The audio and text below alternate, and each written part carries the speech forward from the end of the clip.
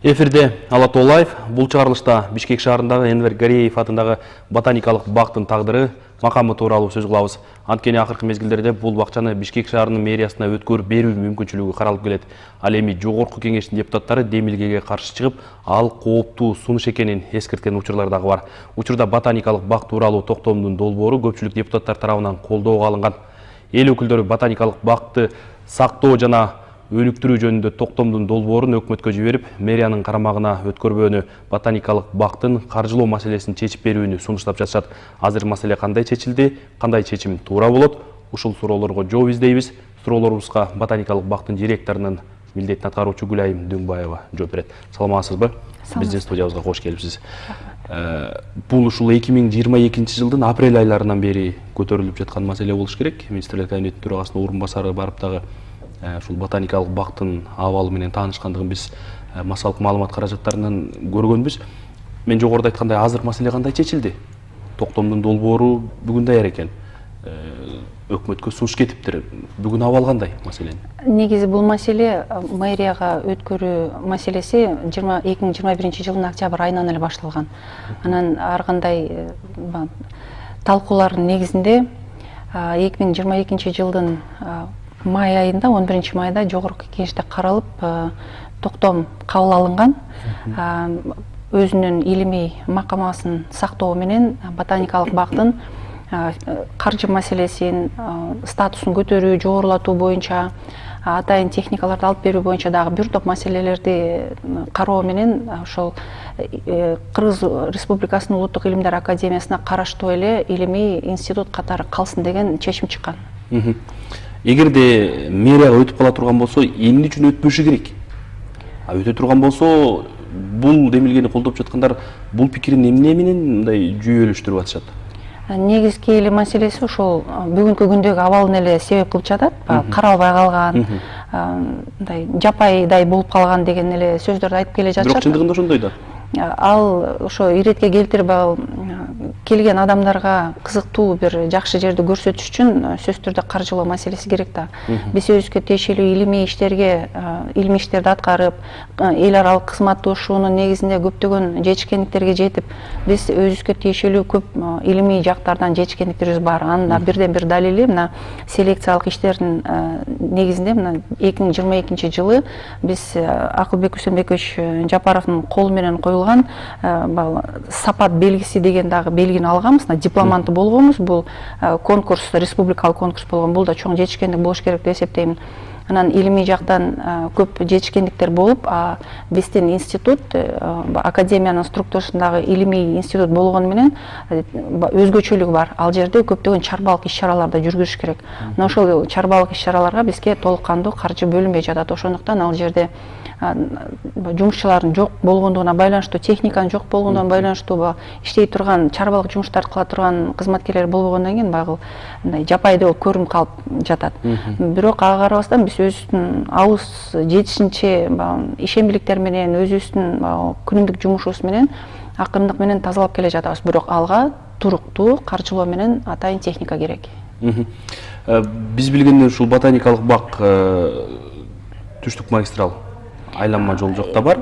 Анан Горький, Манас проспектинин экөө тең бир эле мекемеби? Ооба, биринчи бул тарыхына токтолуп кете турган болсок, 1938-жылы ошол Горький көчөсү анда жок болчу. Ошол аймакта биринчи 20 гектарды түзгөн ботаникалык бак ошол жерде түзүлгөн. Тарых ошол жерден башталган. Биринчиси, алгачкы.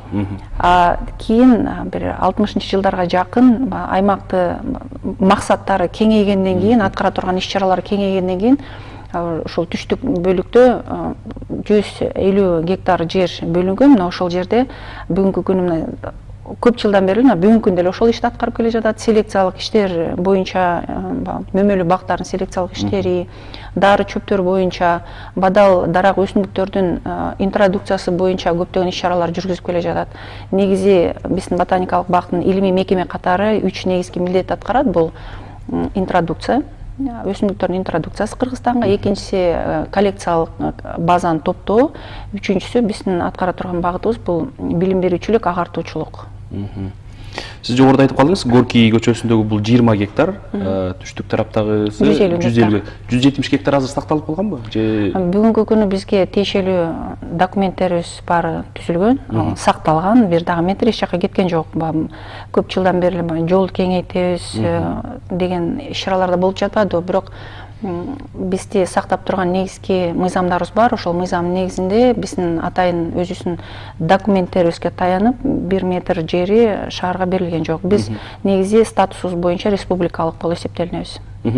Ушул мэриянын карамагына өтпөшү керек деген жүйөнү кармангандар, эгерде Бишкек мэриясына өтүп кетсе, четинен кертилип сатылып кетет дегенде чочулоосун дагы айтып атышат да. Сиздердин жамаат дагы ушундай пикирдеби?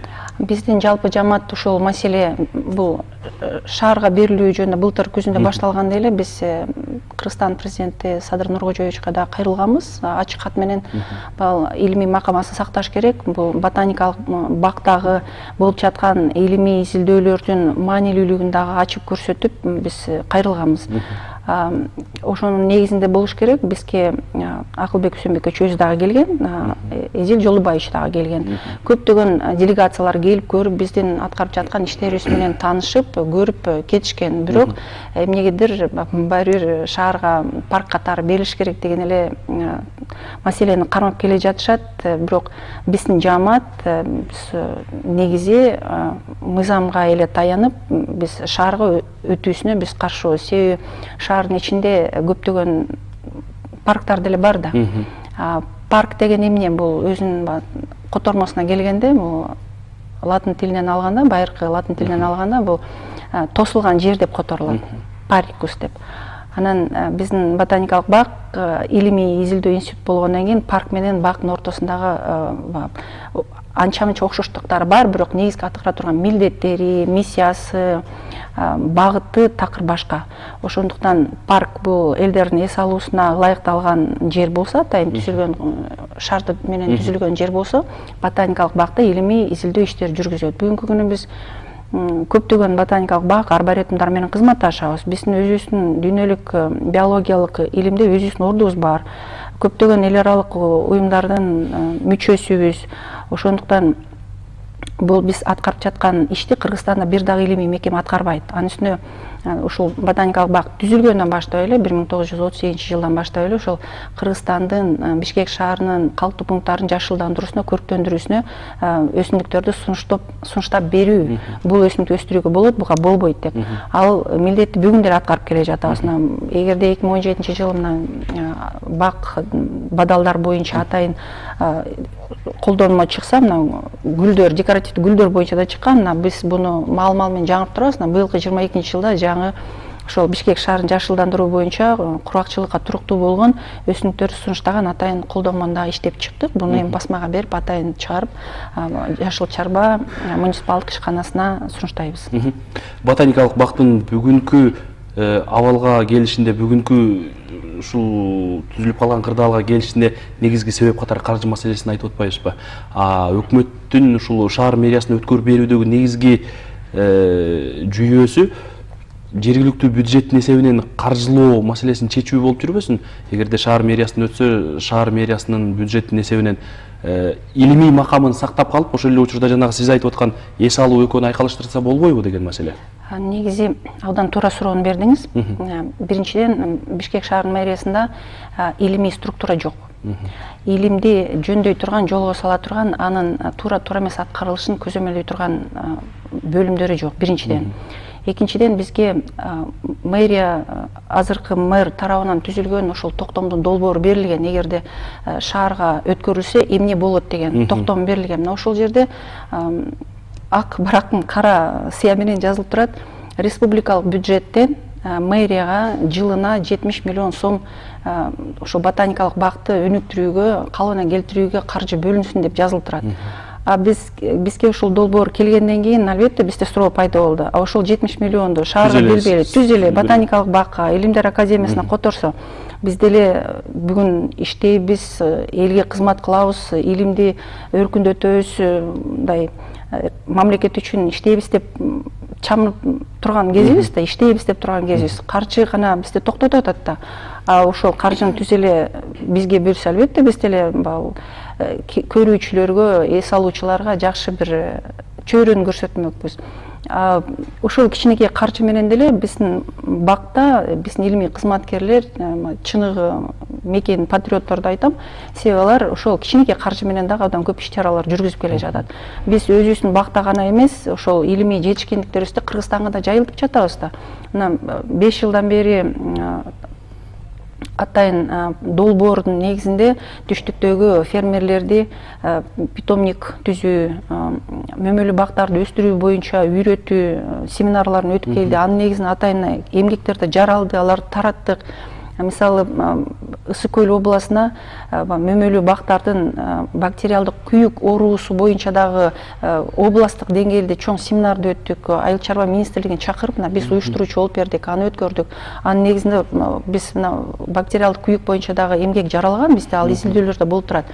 Ошол Ысык көл областынын фермерлерине мына ушундай кылып иштегиле ушул оору илдет келсе деген сунуштамабызды да берип атабыз. Биздин илим жабык эмес, биздин ботаникалык бакта болуп жаткан илимдин бардыгысы элге түшүнүктүү, элге жеткиликтүү болуш үчүн биз көп иш чаралар жүргүзөбүз. Андан тышкары бизде социалдык тармакта, биздин сайт, маалымат, жалпыга маалыматтын каражаттарына дагы көп чыгып, биздин бактагы болуп жаткан жетишкендиктерди элге таратабыз. Бул билим берүүчүлүк жагы дагы деп айтып кеттим, агартуучулук жагы деп. Биз Кыргызстандагы ботаника боюнча, биздин багыт боюнча жападан жалгыз илимий мекеме болуп эсептелинебиз. Биздин базада көптөгөн билим берүү мекемелери, мектептер, окуу жайлар өздөрүнүн окуу өндүрүштүк окуу талап практикаларын өтүшөт. Мисалы, быйылкы жылы 2 айдын ичинде 1000ден ашык студент келип тажрыйбаларын өтүп кетишти. Илимий изилдөө иштерин жүргүзүүгө магистрант менен илим изилдөөчүлөр келишет. Бул дагы чоң нерсе. Анан биз деле каалайбыз, чет өлкөдөгү же болбосо жакынкы кошунада республикалардагыдай эле ботаникалык бактар гүлдөп келген көрүүчүлөргө көз жоосун ала турган бир жакшы нерселер сунуштайбыз деп биз деле ошону көздөйбүз, максат кылабыз. Бирок каражат жагы бизди кармайт. Азыркы бюджети канча?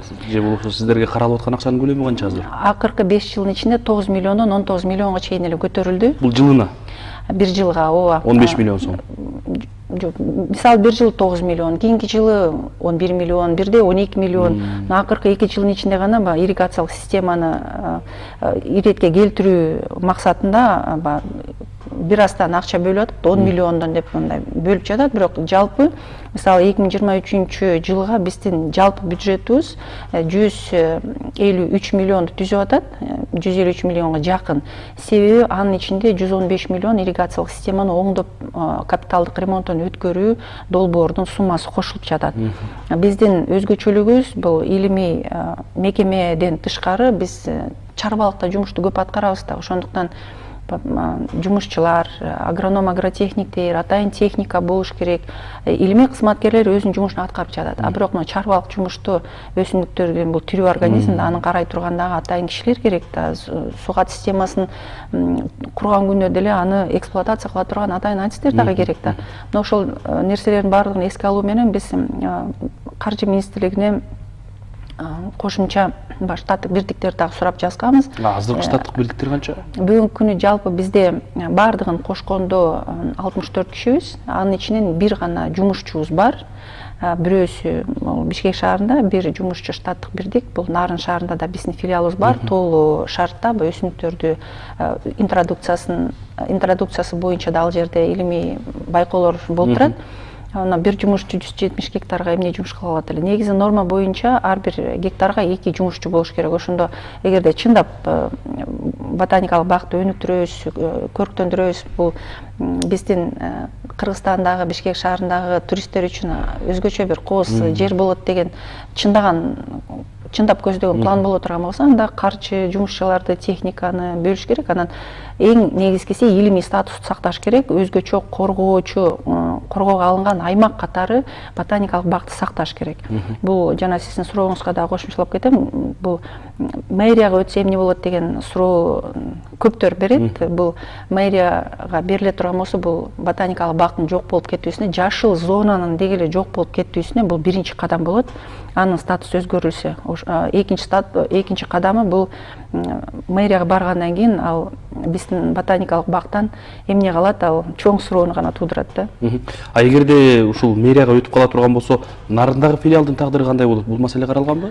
Бул дагы өзүнчө чоң маселе. Кыргызстан боюнча негизи, Кыргызстан гана эмес, бул Борбордук Азиядагы тоолуу республикалардын ичинде ошол тоолуу шартта, бийик тоолуу аймактарда өсүмдүктөрдүн өсүүсүнө байкоо жүргүзүп жаткан саналуу гана илимий мекемелер бар. Анын бири биздин ботаникалык бактын филиалы Нарын шаарындагы, Тажикстанда тиги тоолуу Бадахшанда ошондой институт, биология институту бар. Мына ошол жерде өсүмдүктөргө байкоо жүргүзүп турат. Анда дагы биз бир гана ботаникалык бактын статусу өзгөрүп кете турган болсо, анда биз бир гана Кыргызстандын ичинде эмес, биз дүйнөлүк масштабта дагы эл аралык биологиялык ботаникалык илимде биз чоң ордубузду жоготобуз. Сиз жогоруда айтып атпайсызбы, жылына бир жыл 12 миллион, бир жыл 15 миллион, бир жыл 9 миллион коротулат депчи. Бул баягы айлыктан ашабы, мындай бир өнүктүрүүгө, анча-мынча чарбалык жумуштарды жасоого жетеби? Негизи бизге бекитип берген өлчөм ошол болуп атат. А биздин берген долбоорубуз андан көп. 150 деп атпайсызбы? Бул 23-жылга карата. А мисалы 22-жылга карата биз мисалы 47 миллион сурагабыз. Анын 20 миллионго жетпеген гана каржыны берип атат. 21-жылы 21-жылы биздики 37 миллион сурагабыз, анын 14 миллион гана берди. Ушундай. Ал айлык маянасы жанагы соцфонд налогторго бере турган корголгон статьяларга кетет. Анан өтө аз бөлүгү бул оңдоп түзөө иштери, инвентарь алуу, канцтоварды алуу болду. Мындай чарбалык иштерди жасоого бизге бөлүнүп жаткан каржы жетпейт. А бул ботаникалык бактын уникалдуулугу боюнча эмне айта алат элеңиздер? Былтыр ушул банан өсүп атканын көрдүк элек.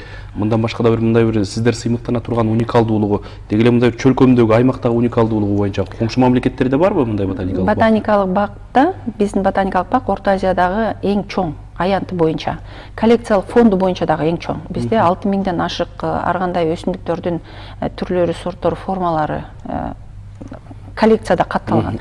Андан тышкары мына экземплярдык саны менен ала турган болсок, бизде 13 миллионго жакын. Бизде кызыл китепке кирген, жоголуп бара жаткан эндемик өсүмдүктөрдүн түрлөрү бизде сакталып турат.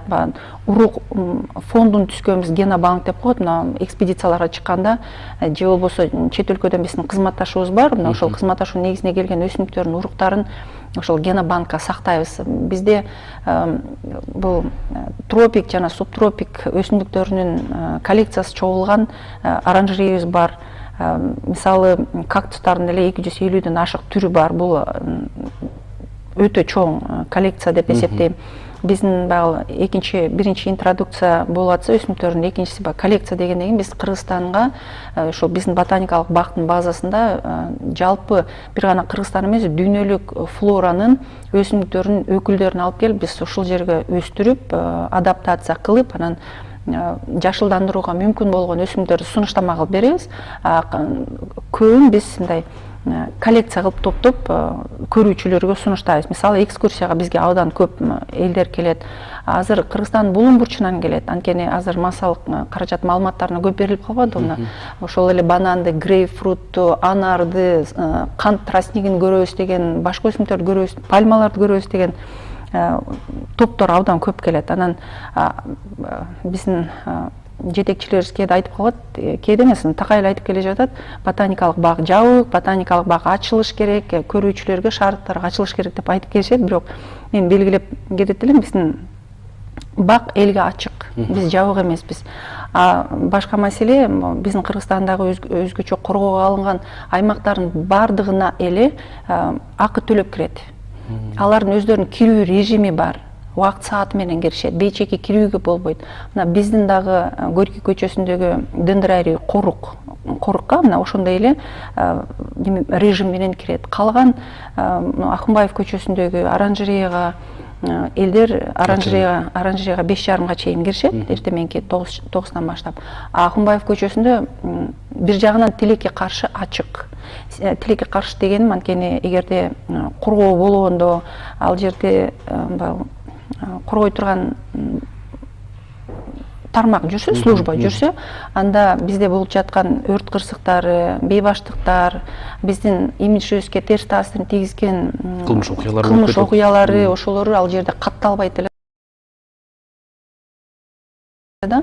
Бул да биз үчүн бул чоң минус болуп атат. Ошондуктан биз жанагы статусун сактап, илимий мекеме катары илимин статусун сактап, ошол мыйзам менен калыш керек. Академия, Улуттук илимдер академиясынын курамында эле калган бир илимий мекеме болуш керек. Бирок өнүгүш керек. Өнүгүш керек, сөзсүз. Анткени биздин Өзбекстанда, Казакстанда ботаникалык бактардын өнүгүүсүн көрүп биз деле ичиң атышат экен. Эмне үчүн биздин Кыргызстанда ушуну жасаса болбойт? Кыргызстанда деле элдер көрө турган бир сонун туристтик объектке айландырсак болот эле да. Эми анын статусун өзгөртпөй эле ошо илимий мекеме катары эле өнүктүрүп туруп анан элдер кандай мурда келсе азыр деле ошондой келсе сонун эмеспи? Анан сөзсүз ошо элдердин кирүүсү үчүн ботаникалык бактын статусун өзгөртүш керекпи? Бир мисал айтып кетейин, Ататүрк паркы, жанагы Каражыгач паркы, алар деле коргоого алынган аймактар болчу, бирок шаардын карамагына өтүп кеткен. Бүгүнкү күндө алардын тагдыры кандай? Өкүнүчтүү, аянычтуу. Анан эми ушул бир илимий мекеме ботаникалык бак алган экен, ошол өзүнүн миссиясына ылайык илимий макамы менен эле калып, ошол Кыргызстанга, элге, биологиялык илимге чоң салымын кошкон бир мекеме катары сактап, өнүктүрүп кетсе абдан сонун болот эле. Чоң рахмат, биздин ушул убактыңызды бөлүп, студиябызга келип, суроолорубузга жооп бергениңиз үчүн. Бишкектеги ушул ботаникалык бактын азыркы абалы, анан макамынын айланасында болуп аткан талкуу тууралуу суроолорубузга ачык жооп бергениңиз үчүн, түшүндүрмө бергениңиз үчүн сизге ыраазычылык билдиребиз. Рахмат. Урматтуу телекөрүүчүлөр, бул жолку чыгарылышта биз Борбор шаардагы ботаникалык бактын макамы, анын тагдырынын айланасында суроолорубузга жооп алдык. Ботаникалык бактын директорунун милдетин аткаруучу Гүлайым Дөңбаева суроолорубузга жооп берди. Берүүнү мен Амантур Шергазиев алып бардым. Кайрадан эфир аркылуу амандашканча саламатта туруңуздар.